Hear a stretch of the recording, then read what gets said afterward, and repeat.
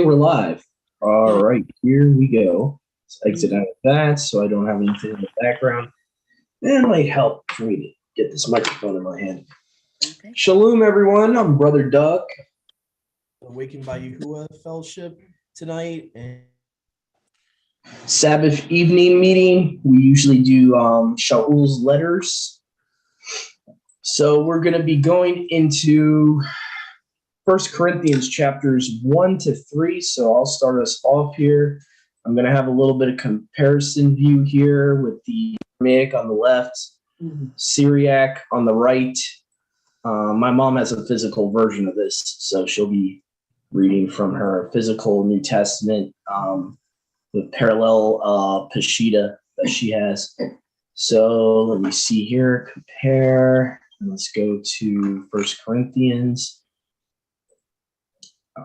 So let's see here. All right. Okay. 1 Corinthians chapter 1. Paul, the called and apostle of Yahushua Mashiach, by the will of Alua, and Sothenus, a brother, to the assembly of Alua, which is in Corinth, the called and the set apart ones who in Yahushua Messiah are set apart, to all them who invoke the name of our Master, Yahushua Messiah, in every place theirs and ours. Favor be with you and shalom from Alua, our Father, and from our Master Yahushua Messiah. I give thanks to Alua at all times on your behalf for the favor of Alua, which is given to you through Yahushua Messiah, because in everything you are enriched in him, in all utterance and in all knowledge, according to the witness of Messiah, which is confirmed in you, that you may not be deficient in one of his gifts, but be expecting the revelation of our Master, Yahushua Messiah. I'm going to touch on that after we read the whole chapter. I would like to go into that and expound how that is not promoting a pre-trib, because I know some people will read it that way. Eisegetically, they'll try to make that fit the pre-trib rapture thing. All right. Verse 8, who will confirm you to the end that you may be without fault in the day. Now, here we go. Here, right here, it's debunking that assumption. In the day of our Master Yahushua Messiah. So basically, this is the concept that the day of Yahuwah, the day of his wrath, is the day of Messiah's return. That's what Paul is saying here in context. Because the day of Messiah is the day of Yahuwah. It's like one and the same. Mm-hmm. Trustworthy is Alua, by whom you have been called to the fellowship of his Son, Yahushua Messiah, our Master. But I beseech of you, my brethren, in the name of our Master, Yahushua Messiah, that you have all one doctrine.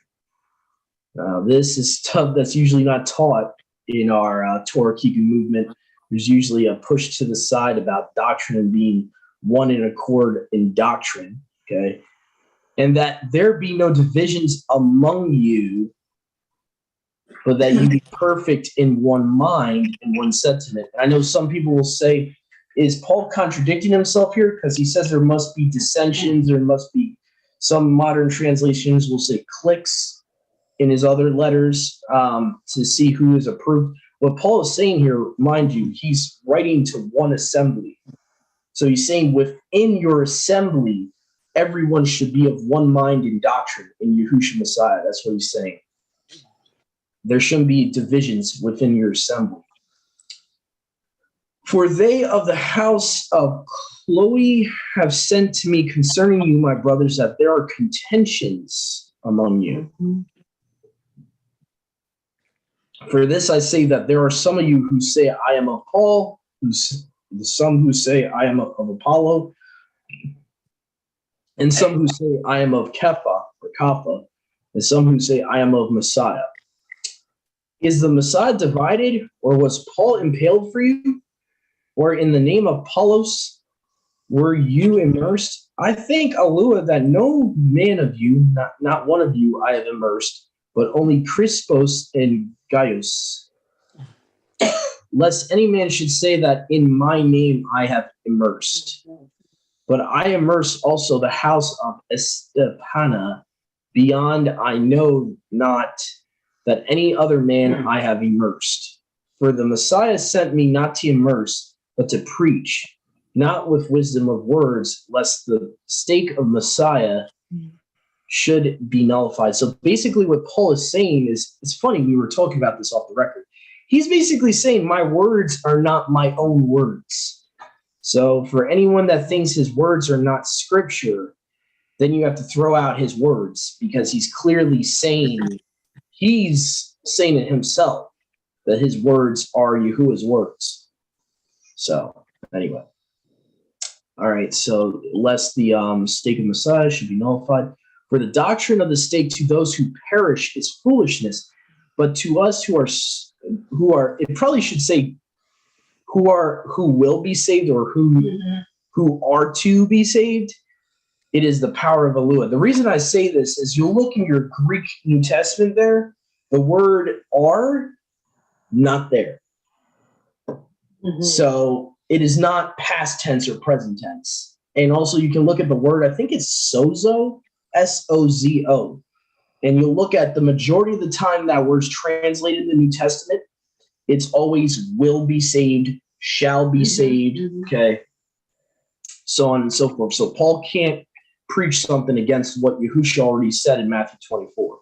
So anyway, it is the power of Alua. Again, reference to Ephesians there. It's the power of Alua. We can't boast in our works, So that's actually a little reference there to Ephesians 2:8-9. Let me write that down there. So 1 Corinthians 1:18. Cross that with Ephesians 2:8-9. For it is written, I will destroy the wisdom of the wise, and I will take away the understanding of the prudent. Where is the wise? Where is the scribe? Or where is the disputer of the world? Has not Alua made foolish the wisdom of this world? For inasmuch as in the wisdom of Alua, the world by wisdom has not known Alua, it has pleased Alua by the foolishness of preaching to save them who believe. So basically it's talking about, okay, the wisdom of this world does not know Alua, they're ignorant of the Father. So by the foolishness of the preaching of the stake, the impalement, it will cause those to believe. So anyway, it's just interesting, because in wisdom of Yahuwah. Okay. I was just seeing if there's any difference in the Boucher version to the left there. Okay. All right. For the Yahudi demand signs, and the Aramaeans require wisdom. I find it interesting, instead of Greeks, it says Aramaeans. It's interesting. I think what it is the Aramaeans, since they're like Gentiles, it's kind of like the same thing. That's probably why it says that. But we preach the Messiah impaled, a scandal to the Yahudi and to the Aramaean foolishness. But to them who are called Yahudi and Aramaeans, the Messiah is the power of Alua and the wisdom of Alua. I'm going to write that one down. He is the wisdom of Alua. So 1 Corinthians 1:24. You can cross that with Proverbs 8:22-32. And also Proverbs 3:19, which says, by wisdom, Yahuwah founded the heavens. And the foolishness of Alua is wiser than men, and the weakness of Alua is stronger than men. For you see also your calling, my brothers, that not many among you are wise after the flesh, not many among you are powerful, and not many among you are of noble birth, meaning rich families. But Allah has chosen the simple of the world to put to shame the wise, and he has chosen the weak of the world to shame the mighty, which, by the way, I think he's quoting from Proverbs. Isn't he, Mom? I'm not sure. He showed, I forget how it's worded. He's like, he's chosen the feeble or the foolish of this world. I think that's from Proverbs or Job. I forget which verse in the Tanakh he's quoting from. Go ahead, Brother Yahusha. Says it somehow. I wanted to read the footnote for verse 22 because the Yehudi ask for signs and the Arameans demand wisdom.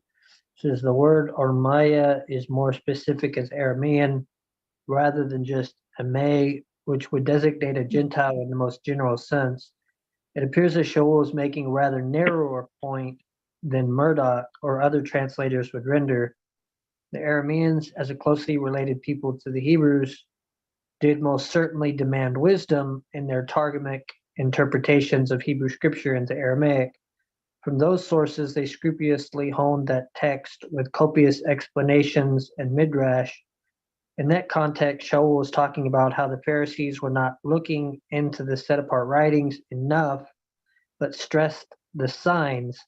But when Mashiach gave those signs, they still didn't understand. The Arameans, though, would wrangle and argue endlessly from the written sources.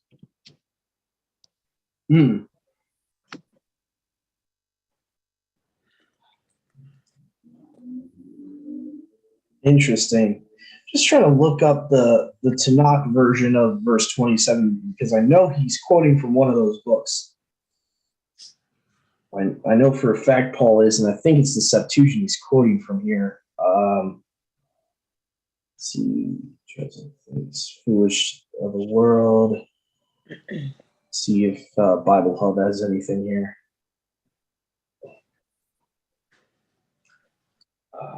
Okay, there's a couple from Isaiah here. Isaiah 26, 5 and 6. For he brings down them that dwell on high. Okay, that's not really a direct quote. Oh,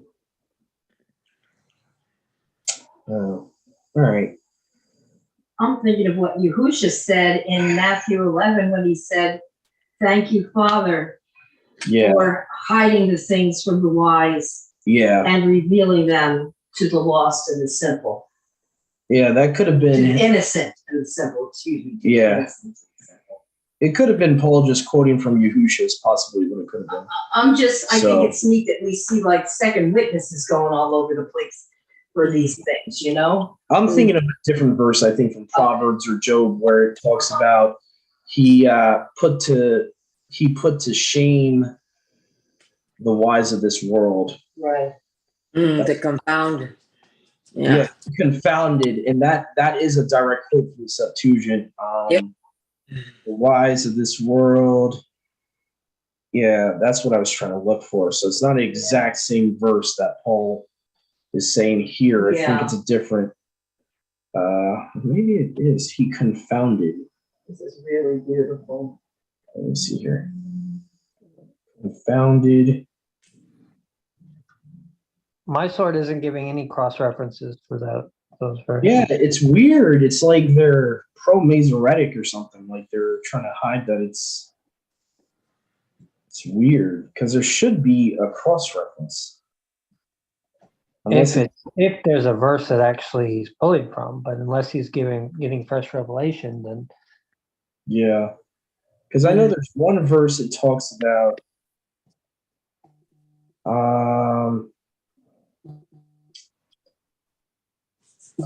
I'm gonna look for that definitely. I'm gonna keep going, but I'm gonna look for that on my Viceroy. I'm gonna do a search in the LXX. I'm gonna try to find it. So I know I've seen it before. It talks about puts to foolish the wisdom of the wise.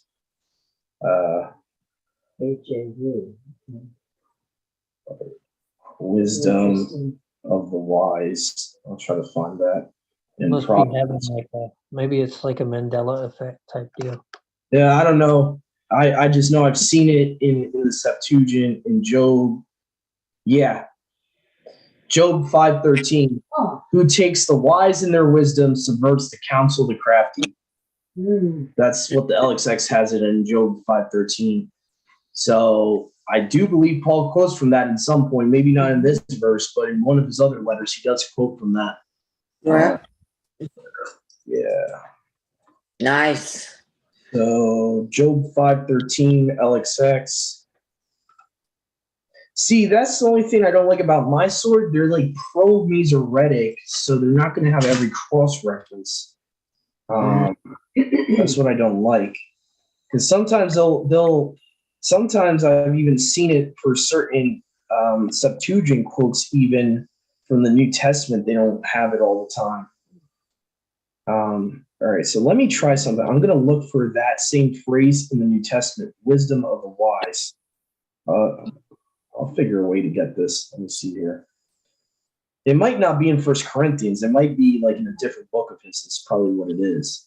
I'm just confusing the two verses. It's probably what it is. Could be.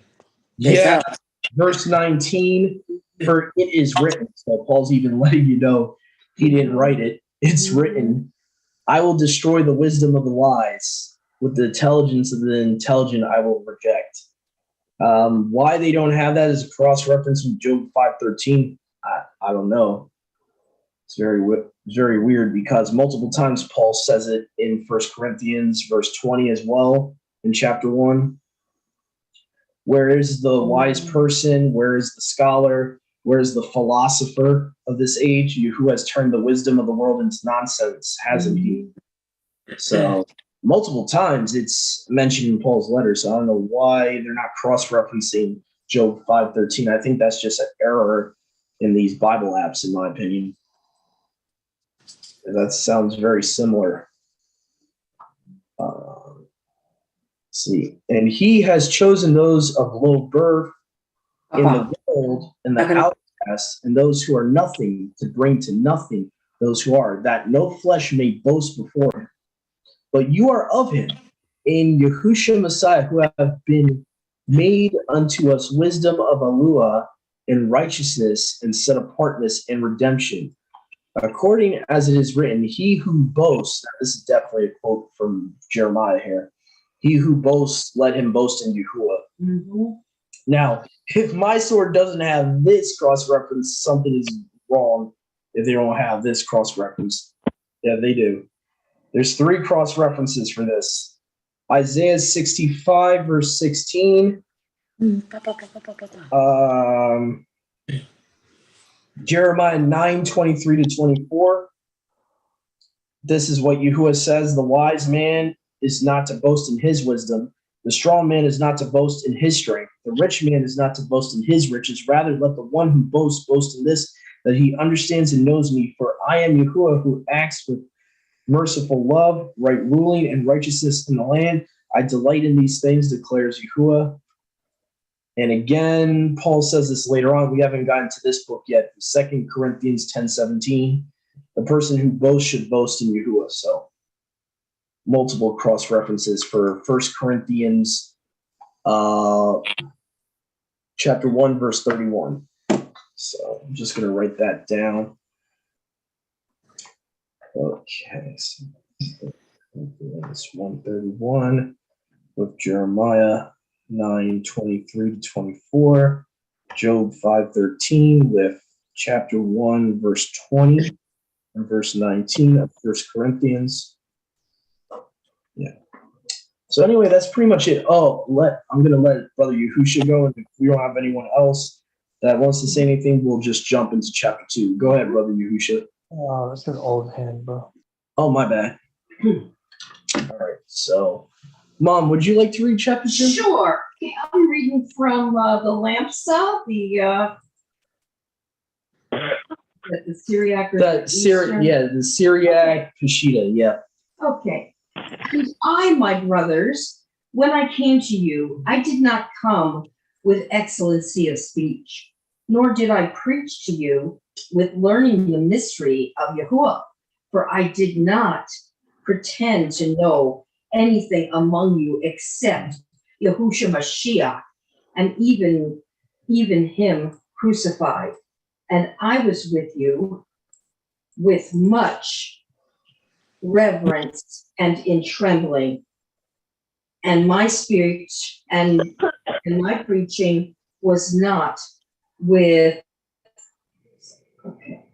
enticing words of wisdom, but in demonstration of the power, so that your faith might not rest in the wisdom of men, but in the power of Yahuwah. Albeit, we do discuss wisdom with those who have comprehension, yet not. What are you doing? Calm down. Not rulers of this world who pass away. But we discuss the wisdom of Yahuwah, shown in a mysterious way and is hidden, but which Yahuwah ordained before the world for our esteem, which none of the rulers of this world knew. For had they known it, they would not have crucified Yahusha, the master of esteem. But as it is written, the eye has not seen, and the ear has not heard, and the heart of man has not conceived the things which Yahuwah has prepared for those who love him. But Yahuwah has revealed them to us by his Spirit, for the Spirit searches everything, even the depths of Yahuwah. For what man knows the mind of man, save the Spirit of man which is in him? Even so, no man knows the mind of Yahuwah except the Spirit of Yahuwah. Now we have received not the spirit of the world, but the Spirit that is from Yahuwah, that we may understand the gifts that are given to us, which we and man's wisdom, but by the teachings of the Spirit, thus explaining spiritual things to the spiritually minded. For the material man rejects spiritual things, for they are foolishness to him. Neither can he know them, because they are spiritually discerned. But the spiritual man discerns every discern him. For who knows the mind of the master, that he may teach it? But we have the perception of Messiah.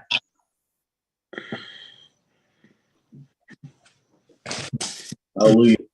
So what I'm looking up right now, I'm noticing in verse 8, you have Master of Esteem, which again is just another variation of the title of the King of Esteem, which is actually given to the Father, which is interesting. So I gotta warm mine up. If they're not the same person, then you have idolatry problem. So I'm playing devil's advocate here. So if Yahusha is not Yahuwah, you have a major idolatry issue, because Paul is attributing this practically the same title that Yahuwah has to Yahusha.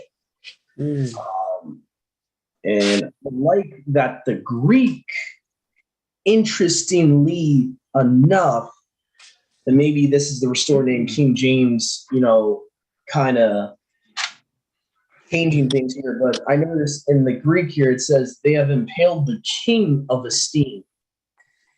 So it's kind of interesting. I wonder if they understood that this was a reference to Yahuwah's title in the Tanakh and why it was translated like that.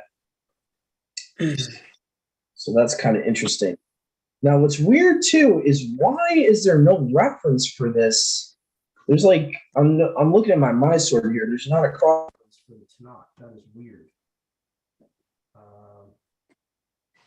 Let's see here. Let me just see here. I'm going to go to Septuagint really quick. Genesis to Malachi. And here.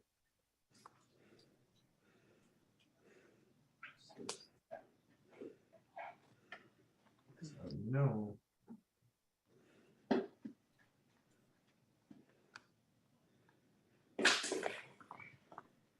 see here.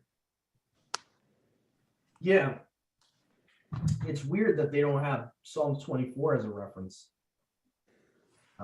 So if you go to your My Sword here, on your Android phone, you got multiple times this title is being used.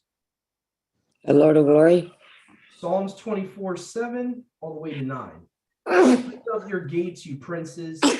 Be ye lifted up, eternal doors. Salute. Baruch you, sis. Thank you, babe. You're welcome. And then you have verse 8. Who is this king of esteem? Yahuwah, strong and mighty. Yahuwah, mighty in battle. So, right, we see that in 1 Corinthians 2:8, Yahushua is called the king of esteem in the Greek. The Greek New Testament actually calls him the king of esteem. So the question is there two king of esteems or is there one? That's what we should be asking ourselves. If there's only one, then by default, they have to be the same person for scripture not to be broken.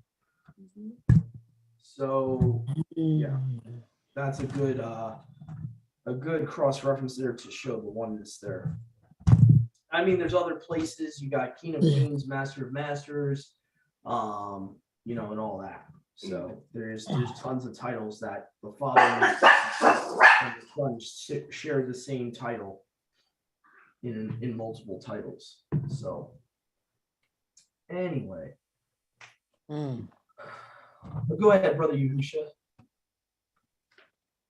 I wanted to touch on a couple of different verses. 1 through, I'll just read it real quick. And I, my brothers, when I came to you, did not preach to you the mystery of Yahuwah in magnificent speech nor wisdom. I didn't govern myself among you as if I knew anything except only Yahushua Hamashiach, and him also as executed on the stake. And in much fear and much trembling was I with you, and much speech and my preaching were not with the persuasiveness of the discourse of wisdom, but with the demonstration of the Ruach and with power, that your faith might not arise from the wisdom of men, but from the power of Yahuwah. And then he goes on talking about we do speak wisdom, but only among the perfect. So it seems as if, rather than going deep into everything, he just kept it like at the very basic level, just Yahushua Hamashiach, and he was executed for you, rather than going like deep into things. Like he just stuck with the core of the Besorah, Yahushua. No man has salvation except through Yahushua. However, I wonder if when he says, as if I knew anything except only Yahushua Hamashiach, I wonder what he means by that. If he was only saying, okay, this man Yahushua Hamashiach died for you, or if when he says knowing Yahushua Hamashiach, if that includes who Yahushua is. And what verse was that again in chapter 2? Chapter 2, verse 2. I didn't govern myself among you as if I knew anything except only Yahushua Hamashiach, and him also as executed on the stake. So he's saying to them, I only came to you professing to know Yahushua and to know that he's executed on the stake. I didn't bring to you anything else. So I wonder if that is just a simple, this is the man Yahushua who died for you, or if he expounded on, this is Yahushua, prophesied throughout the Tanakh. This is what the prophecies said about him. This is who he is. This is Yahuwah come in the flesh. He doesn't really expound on what he means by this, but I just wonder if, like, what exactly he meant by that. Like, if he actually broke it down to them, like who Yahushua was. Interesting to think about. Yeah, it's very possible that he could have meant both, that he's talking about the impalement, the crucifixion and resurrection, all that, and of who Yahushua is, that he's the almighty in human flesh. Because he would have had to prove to them, well, not necessarily to the Corinthians, but before he went to the Corinthians, when he went to the Yahudim, he would have had to use the Tanakh to prove his point. Mm-hmm. Maybe Yeah. not to them necessarily, but Yeah. Well, definitely just what we saw earlier in this chapter, he's referencing a lot from the Tanakh, calling Yahusha the king of esteem, the master of esteem. Yeah, I would agree. Then you have verse 16, I thought was interesting. And this is how you know Paul did not quote from the Masoretic text. It says, who has known the mind of Yahuwah that he may instruct him? So pause. How does the Masoretic word that? Shall any teach El knowledge? Doesn't say Yahuwah, it says El in the Masoretic. Now, if you go to the Septuagint, though, instead of El in the Greek, it has kurios. Same Greek word in 1 Corinthians 2:16, kurios, all caps Lord. Okay, so this is how we know Paul is pulling from the LXX, not the Masoretic text, because even in the Masoretic Hebrew, you have the shortened form of mighty one, all or El, which is not in 1 Corinthians 2:16. So clearly, he's not quoting from any Masoretic based manuscript that wouldn't even exist at that point, to be honest. So anyway, just thought that was cool. So that's Job 21:22. I don't quite understand that verse though. 16, for who has known the mind of Yahuwah that he should instruct him? Like but we have the counsel him. Like No, I get that, but then it says, but we have the mind of Yahusha. So it's saying who can instruct Yahuwah, but we have the mind of Mashiach, like almost like it's saying that we can instruct Yahuwah. Like that's the way that I interpret that, but I've usually interpreted that as two separate statements. He's kind of saying like who could instruct Yahuwah, who could fathom like all of his counsel, all of his understanding. And then the second part of the verse is talking about, but we have the mind of Messiah, so we have a taste of Yahuwah's counsel. We don't fully know everything about his mind, but we have the mind of Messiah, which leads us, and gives us somewhat like glass dimly type thing. Perception. That's how I would interpret that, because it seems to be two separate statements. For the most part. And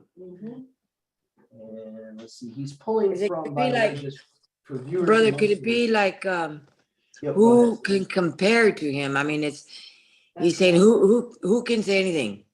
Yeah. Who can say anything?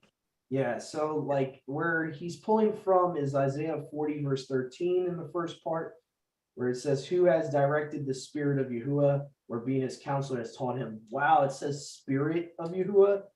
That's interesting.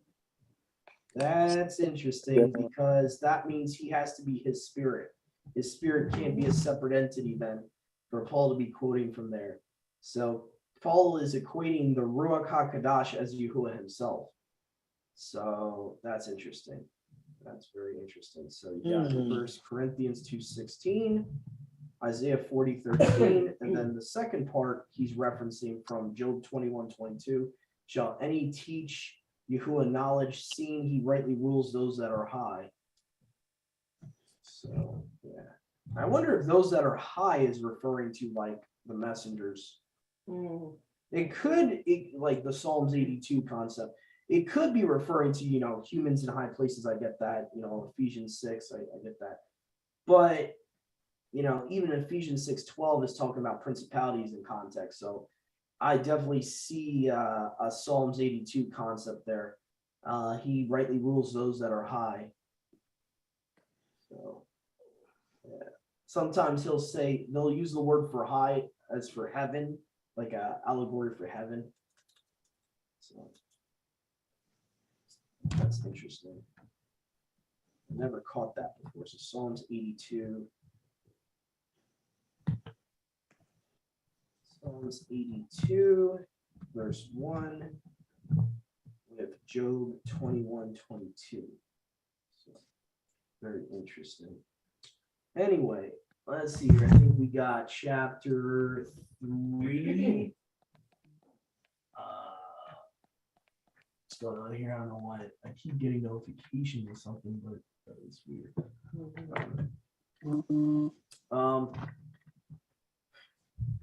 All right, so let's see. I read, my mom read. Let's try a new reader here.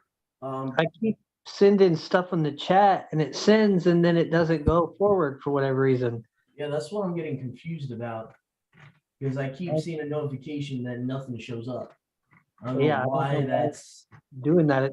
It shows up on my end and then it disappears. It's very weird. But I was just saying, I wonder if anyone else is seeing anything that we didn't see. No, I'm not. now. Again, I like Boucher's translation here. It has Yahuwah here. So who has known the mind of Yahuwah? So I like that Boucher's has that there rather than just Curios by itself. Okay, so that's interesting. Okay, so all right, so I think so let's go to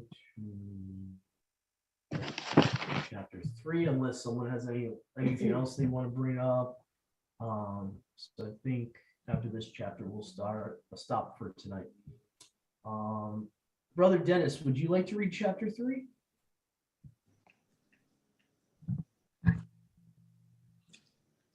Let's see, chapter 3, 1 Corinthians. Yep.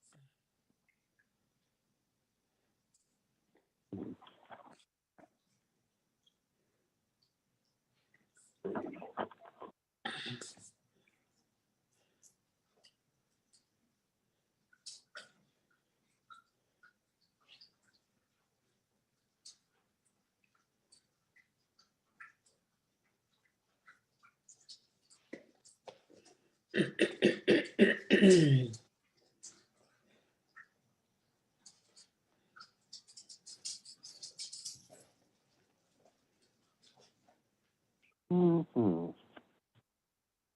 Okay.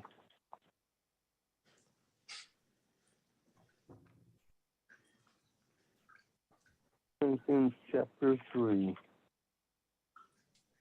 Can you hear me okay? Yep. Sure can. All right. Okay. And I, brothers, was not able to speak to you as to spiritual ones, but as to fleshly, as to babes in Mashiach. I fed you with milk and not with solid food. For until now you were not able to receive it, and even now you are still not able.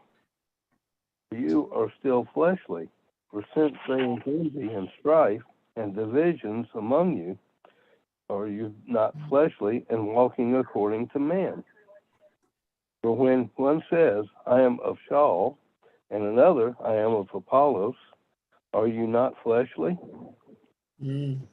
And then, as Apollos, and what is Shaul, but servants through whom you believed, as the master assigned to each? I planted, Apollos watered, but Yahuwah was giving growth. So neither he who plants nor he who waters is any at all, but Yahuwah who gives the increase. And he who plants and he who waters are one, and each one shall receive his own reward according to his own labor. For we are fellow workers for Elohim, Yahuwah. You are the field of Alim, Yahuwah, the building of Yahuwah, according to the favor of Yahuwah, which was given to me. As a wise master builder, I have laid the foundation, and another builds on it, but each one should look how he builds on it. For no one is able to lay any other foundation except that which is laid, which is Yahuwah HaMashiach, Yahuwah Mashiach.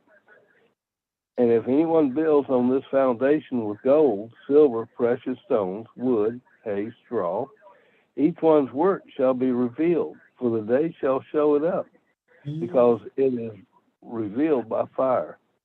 And the fire shall prove the work of each one, what sort it is. If anyone's work remains, which he has built on, he shall receive a reward. If anyone's work is burned, he shall suffer loss, but he himself shall be saved, but so as through fire. Do you not know that you are a dwelling place for Yahuwah, and that the Spirit of Yahuwah dwells in you? If anyone destroys the dwelling place of Yahuwah, Yahuwah shall destroy him, for the dwelling place of Yahuwah is set apart, which you are. Let no one deceive himself. If anyone among you seems to be wise in his age, let him become foolish, so that he might become wise. For the wisdom of this world is foolishness to Yahuwah. For it has been written, he catches the wise in their craftiness. And again, Yahuwah knows the thoughts of the wise, that they are worthless. So then, let no one boast in men, for all belongs to you, whether Shaul or Apollos or Kepha, or the world, or life, or death, or the present or the future, all belongs to you. And you belong to Mashiach, and Mashiach belongs to Yahuwah. Hallelujah. Belongs to you. Isn't that wonderful? So what does he say belongs to you?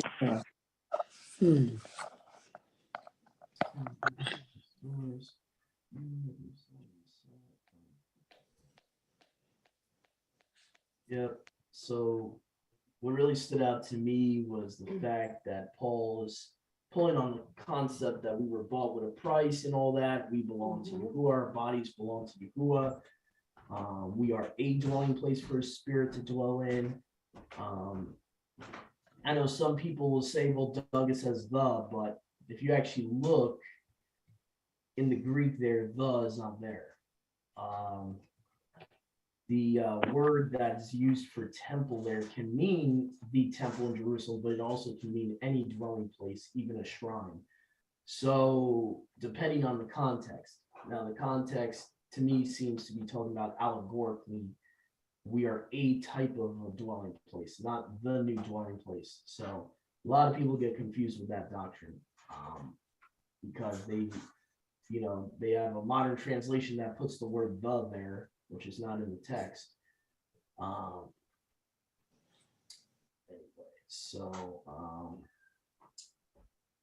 But also Yahuwah is talking about how the wisdom of this world is foolishness to him, that we should be boasting, that we need to be careful of what type of boasting we boast in. Boasting according to the flesh is evil and all that.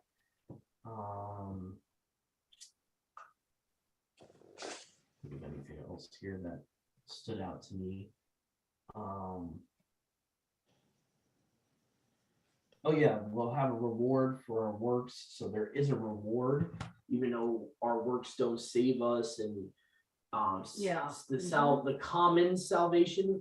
We all have the same salvation. Common salvation is not dependent on your works. Your works are rewarded for. It's not like it's for nothing. Your works, your works of righteousness, you will get rewarded for in the kingdom. Even Paul's saying here that according to what he's done, he will be rewarded for what he has done, and all that. It's talking about judgment day. It seems like in verse 13 there. There will be a day where everything will be revealed, and by fire shall be revealed in the work of every man, as it is the fire shall distinguish. So basically, it's the concept of whatever your works of wickedness will be burned up by the fire. The works of righteousness will be refined. Whatever your works of wickedness you've had, will be burned away. Anything that's not of Yahuwah will be burned away, basically. What's wrong, Papa? Go ahead, Brother Yahusha. I know you had something to say. To piggyback on that, he talks about the foundation being Yahusha, the foundation being that there is no salvation outside of Yahusha, and then he talks about building upon that foundation. We know that just because you believe that Yahusha is the Messiah, you obtain salvation through that, or rather, you enter into, headed down the path of towards obtaining salvation. You still have to grow. You can't just stay stagnant. So, like, regardless of whether it's gold, silver, stone, wood, hay, stubble, regardless, it talks about it being any man whose work will endure. So I think even though it could be talking about like certain unrighteous works, the fact that it's talking about in those works enduring, it's also possible for righteous works to not endure. What I mean by that is that, like, Yahuwah can show you something. He can show you something that's off in your life that is to where you're not lining up with his character and that you need to correct, and you can correct it. But then, a month or whether it's a day or a month or however long, you can revert back to doing the same thing that you were. And now, did that work actually endure, or was it burned up in the fire? It was a righteous work, but did it really? Did it endure? It didn't stick. Right. Yeah, it didn't stick. And trust me, I've failed in ways like that before, so I know what you're talking about. I can definitely relate to that. Just in certain gray areas and convictions that I've kind of been double-minded with in the past, that I can relate to that. Same. Now on that same thing, whether it sticks or whether it doesn't, I could see the works in a different light rather than, and this was up until tonight. This was the way that I was looking at this, but then I started saying what we're talking about right now. But I still wonder if it could be pointing to both, because these, and what I mean by that is that I could see how the works could also be like who are you reaching out to? Like, who is your walk being a light to draw them to the kingdom? There's something that I came across. I'll have to find it. And I know that it's not works that save us, it's our faith. And it's our faith that produces those works. However, there's a place in Proverbs that talks about works bearing forth life. And I didn't really understand what I was reading, because I know that the renewed covenant, it says that we're not saved by works. But what I picked up on that, at least what I believe, is that the works that we do, the character that is built in us, and the character that's being built in us should establish a work that draws people in. I don't know if I'm explaining that right. Oh, sorry, Mama. Sorry, Mama. The evidence of the change. Yeah. Well, I mean, the evidence of the change in us should be used to draw people into the kingdom. You know, not that if we make it to the kingdom and we've never brought in any soul, you know, I don't believe Yahuwah is going to turn us away, but there's work. That needs to be part of our walk, you know. Yes. And then I can see how when it's saying, is the work being burned up, or is it, you know, is it enduring? And if you're bringing someone into this walk and they're looking at the character in you, you know, I mean, granted they should be looking to Yahuwah, but we're human. When we have new people coming in, they're looking at you to be that example. And is your example, is it, you know, is it causing them to stumble, and is it causing them to revert back to who they were, or is it causing them to endure as well? You know? Yeah. Basically, yeah. What you're saying is we have this responsibility to be an example to the others. And I know people are going to mistake what I'm saying by young by age. I'm not talking about age. I'm talking about maturity. When Paul talks about young in the faith, he's not talking about your physical, genetic age of your life. He's talking about spiritually young. And he's not putting people down. You shouldn't be offended by the phrase young in the faith. And Paul even says, don't let anyone look down on you for being young in the faith. So there's nothing wrong with being young in the faith. But us that are seasoned, or veterans, for lack of a better word, in this faith, need to be good examples, need to be two examples. And to piggyback off of what Brother Yahusha says, the basic concept of, no, our works can't save us. But if you have a genuine salvation that you're going to be given on the day of Messiah, on the day of Yahuwah, that you're going to be given that salvation, a genuine salvation, proof of that salvation should be that fruit's coming from you.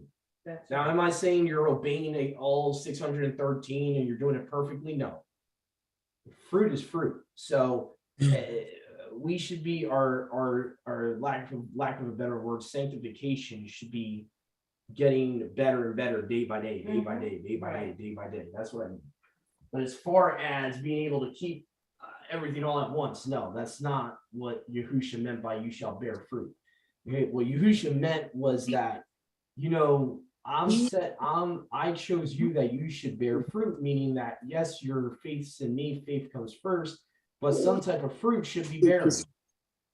You should not be the same person you were. And this, you know, for lack of a better word, if you're still the same person, you still can recognize the old you, and you really haven't changed one dang bit. And you really seem like the same person. You still like the same things as far as sins, and you're not convicted in anything. There's an issue. There's a big issue. There's an issue. So that's what Yahusha meant by I chose you that you should bear fruit. So even Yahusha is saying it's not just faith alone and faith, that's it. Beginning faith and that's it. Yahusha said, I chose you to bear fruit. And if you don't bear fruit, you're thrown into the fire. So this is what Christianity doesn't get by saying faith alone and only faith, and you can't that works. You're not supposed to have works at all. We're supposed to abstain from having works of righteousness. They don't realize, but that they're teaching literally a dead faith. Literally, that doctrine of itself is a dead faith, and that's not what Paul taught. Paul himself says we have works of righteousness. We had works of righteousness, Book of Titus, but those didn't save us. That's all he's saying. That's all Paul's saying. He's saying, Paul's not saying to not have any works of righteousness in the law and to forget the law. He's saying that the purpose of you keeping the law shouldn't be for you to try to save yourself. That's the point he's trying to make. That's the point. And that's why Paul says the law is beneficial if you use it right. Not if you try to be like the Pharisees and the circumcision party, like we talked about last Shabbat, that tried to abuse the law and try to put a heavy burden on new converts that they got to obey all, 100% of the law as soon as they become a believer. So That's so I hope no one's misunderstanding what we're saying here. So I just wanted to expound upon and kind of piggyback off of what Brother Yahusha said. So what we're saying here is a real belief automatically produces works, and you're actually going to want to do works if you have a real faith. That's right. You'll actually desire to want to keep the law. Yes. And I know this from experience. I didn't need anyone telling me that I needed to keep Torah. Like I didn't have people in this walk coming to me in Christianity that I need to keep the Sabbath. I had a desire to keep the Sabbath. I had a desire to stop eating pork. I had a desire to do this, do that. No one needed to tell me to do that. So that's a bigger thing. It's supposed to be a transformation on the inside. There's supposed to be, that's why you got the new man versus the old man. Yeah. Really, that's not just spiritual language. It's almost like you got something inside of you, like where you're a new creation on the inside, and now this new creation on the inside that has started is now fighting almost a battle with your flesh. Like imagine a boxing match. The new you is fighting the old you. Yeah. You got to beat flesh into submission, all that, like Paul says. So that's what's really going on. And obviously we're going to sometimes lose to the flesh. Sometimes we succumb to the flesh. That's going to happen. But we are to try our utmost, put our 110% into obeying Yahuwah. That's the purpose of this walk. Yeah. So, and I'm not going to say we're not going to fall, because even in the Tanakh, it said a righteous man falls 6 times, gets up on the 7th. So obviously this concept of no one was able to keep the law perfectly of themselves without falling at all. So that was even in the Tanakh, by the way. It's not just a New Testament thing. You can find that in Proverbs. So that's the point. But anyway, so I don't want to go on a whole rabbit trail here, but I just wanted to explain that. That's what we're referring to here. And all that. So also is talking about spreading the good news here. Obviously, we see a lot about the glad tidings here. Paul's talking about, planting, and Yahuwah is the one that gives the increase, meaning our job is to plant. And this message is not for Christians. This is for our own brothers and sisters in this walk, already in this walk. Stop trying to force it down people's throat. That's right. I know I'm going to sound harsh right now. Stop. Get this evangelical spirit out of you. Okay. You don't need to force it. Okay. Yahuwah is the one that gives the increase. You don't give the increase. Okay. He's the one that opens doors. Yahuwah is the one that does the work. All you're doing is planting a seed in someone's mind. That's it. You need to move on as soon as that happens. You don't try to force them to believe in it. You don't try to force them to receive it. So that's something we need to unlearn from the church, because I know a lot of us have been raised like that, to constantly keep witnessing to them until you convert them. It's not our job to convert them. No. Yahuwah's Ruach's going to convert them if he has called them. You do gotta be aware of his Ruach when his Ruach is leading you to plant a seed or to speak. I mean, if you're never, and I've been guilty of that, where I have not spoken, but it's like, if you don't ever cast your net, if you don't ever cast your line, then nothing's ever going to bite. You can't just sit there at the water and I agree. To just swim to you. What does he say? What has he commanded us to do? Go and make disciples is what he commands. But I'm not going to do. I mean, I'll try the best I can to share his word, but I feel that that's the man's job to do.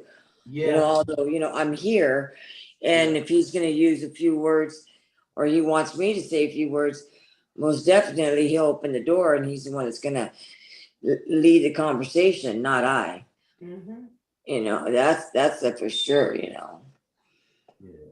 But he does say, go out and make disciples of the people, whoever he calls. As the Spirit moves each of us. Yeah.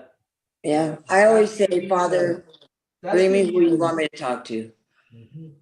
That's going to be a study we're going to do at some point. I think that's a concept that's misunderstood, and it's not a universal command.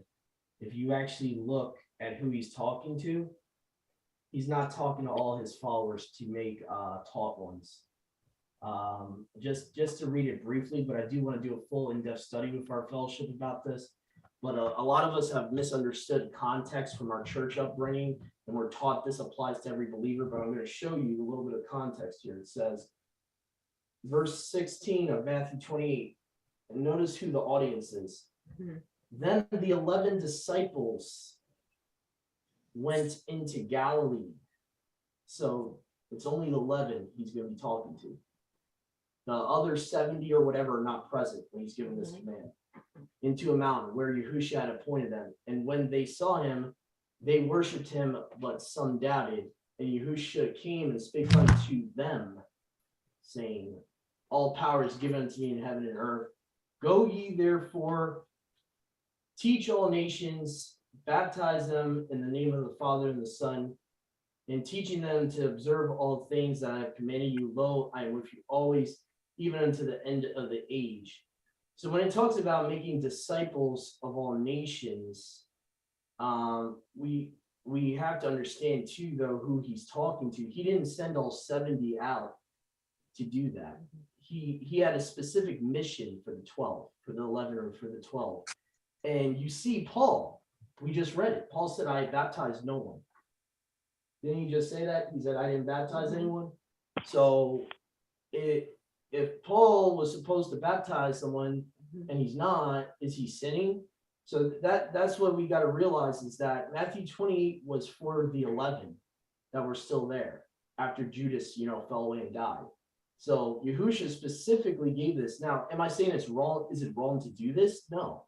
But just realize that this specific commandment was specifically given to an isolated group of people. And it was not given to every follower. But how did we find this out today then? If it wasn't continued on? Well, it was continued on, sis, but we have to understand that as far as making taught ones of all nations, that was not given to everyone to do that. When a taught one, sis, is someone that's learned under you. That's something a leader does. Not everyone does that. Making someone a taught one, in essence, that's what a shepherd does. What we have to understand is there is a hierarchy in the body. There is a blueprint in the body of Messiah. And not every commandment that Yahushua gave was for everyone. We see this other places with the 12, where he sends them 2 by 2. He did not send everyone 2 by 2 to preach to someone's house. He did not. That was a specific mission to go to the lost sheep of the house of Israel first, then to the Gentiles. And he sent a specific limited group of people to do that. So am I saying it's wrong to preach? No, we're supposed to preach the good news. Acts 2 says to preach the good news, but as far as there's a difference between just preaching the good news and making a follower or a taught one, a disciple. Someone that's a disciple is under you. Someone that's a disciple, like if I'm discipling a young brother, he's learning doctrine under me. That's a disciple. So what we have to understand is, what is the actual disciple? A disciple is not just someone you preach to and they become a believer. When you disciple someone, they're learning from you. You're their teacher. Yeah. We have to understand that. So there's a difference between just the commandment in Acts 2:38. This is what I'm trying to say. There's a difference in context with Acts 2:38 versus Matthew 28 is what I'm trying to say. There's a distinction. And Matthew, you can read it for yourself starting at verse 16. He clearly is calling only the 11 to himself to speak to them. If it was for everyone, he would have had everyone come to him. That's what I see in scripture. We always have to look at the audience of where these commands are going. When the commands in the Tanakh were all for Israel, what did Yahuwah always do? He told Moshe, go to the children of Israel, go to all of them and tell them this. So we have to understand that scripture as a whole, this is Yahuwah's character. When he gives a commandment for everyone to keep, he includes everyone. He's not going to put 10, 12 people aside and tell them to do something, and then, you know, and then if it's for everyone, so how would the rest of the 70 know if it was for them? They weren't there to be told that. So, you know, that's all I'm trying to say. There's a distinction. I personally see a distinction between Matthew 28:16 versus Acts 2:38, I believe, or 2:30, where he says, you know, go preach, you know, the good news and be immersed. It says be immersed, go and get immersed. It doesn't say to immerse others. So that's what we got to understand too. There's from what I've seen, maybe I'm wrong, but from what I've seen, there's a hierarchy within the body. There's a hierarchy. Yeah. There's leadership. There's people under leaders. Leaders are meant to make disciples. Not everyone is meant to make a disciple, because a disciple is someone that's essentially, I'm going to give you an example. Like, it seems like Shaul was specifically picked for that type of role. Like he eventually became, wasn't he eventually like an unofficial 12th apostle or something like that? Oh, yes, I think so. Yeah, so being as an apostle, he had the job to make disciples. Yeah. You see that in his letters. He made Timothy an apostle. Yes. I mean, Timothy a disciple. And what did he do with Timothy? He constantly wrote letters to him. He constantly kept in touch with him. Discipling someone is not just preaching the good news. And I think that's where in the church we misunderstand that. There's a I mean, if somebody you have under your wing, like basically like you're actually befriending a young believer, and you're constantly keeping up with them, calling them, mentoring them. It's a mentorship. It really essentially that's what it is. So that's why he only told the 11 at that point to do that. Because those are the pillars. Those are the 11 or the 12 apostles. Those are the guys that are going to be ruling and reigning with him. Remember, these guys are going to be leaders. These are guys, he only promised them, those particular disciples, that they would rule and reign with Messiah and judge the 12 tribes. He did not promise that to the rest of the 70 followers that were with him. He did not promise that to them.